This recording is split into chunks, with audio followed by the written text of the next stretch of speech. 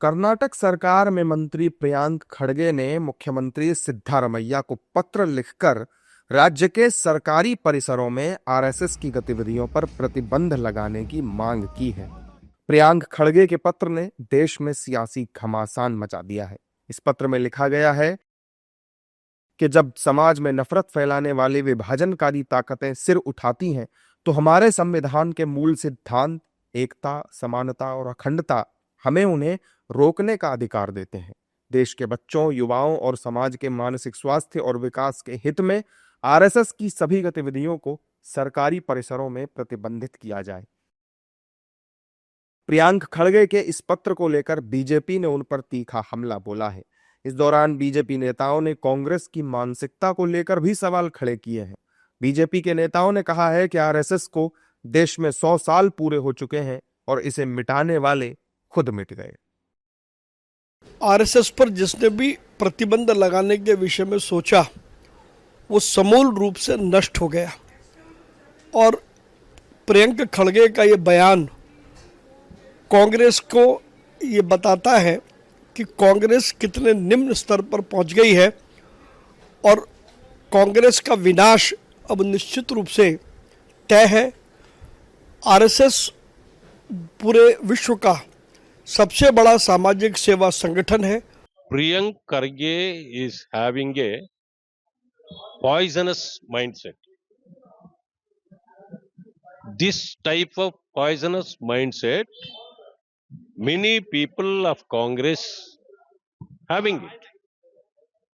With all this mindset, RSS is celebrating a 100th century in this country. It is a biggest and very powerful organization which India has seen. ये जो RSS bashing brigade है, RSS के खिलाफ बकवास बहादुरी करते करते खुद अपना बंटाधार कर रही है। और कोई ये नई बात तो है नहीं।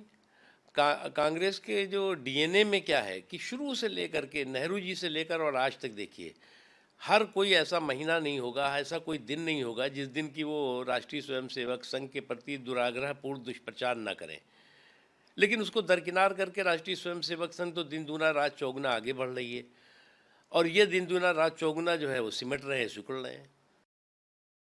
वहीं दूसरी ओर विपक्ष के नेता प्रियांक खड़गे के पत्र को सही ठहराते नजर आए। कांग्रेस नेता प्रियांक खड़गे द्वारा आरएसएस की तालिबानी सोच वाले बयान का समर्थन करते दिखाई दिए। कोई इसमें शंका?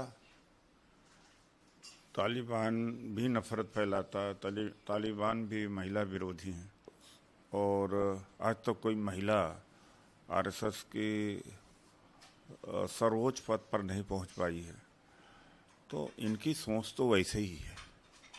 ये प्रतिबंध तो बिल्कुल लगना चाहिए। आरएसएस के शाखाएं या स्कूल में क्यों लगेंगी? आरएसएस तो स्वयं में एक अनरजिस्टर्ड एनजीओ है, तो एनजीओ की गतिविधियां किसी स्कूल में क्यों हों?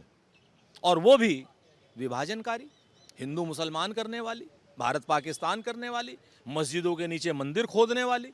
इन गतिविधियों की क्या आवश्यकता है स्कूलों में? ऐसी गतिविधियों पर तो प्रतिबंध लगना ही चाहिए। ये पहली बार नहीं है जब कांग्रेस नेताओं ने आरएसएस को लेकर विवादित टिप्पणी की हो। पहले भी कई बार ऐसा हो चुका है। विवादित टिप्पणी के बाद पक्ष और विपक्ष में बयानबाजी शुरू हो जाती है। आरएसएस अपना शताब्दी वर्ष मना रही है और ऐसे समय में प्रियांक खड़गे के पत्र से साफ जाहिर होता है कि वो कहीं ना कहीं मीडिया में सुर्खियां बटोरना चाहते हैं। So watching the video. If you like it, please press the like button, share your views in the comment section, and please subscribe to India News TV for more such updates.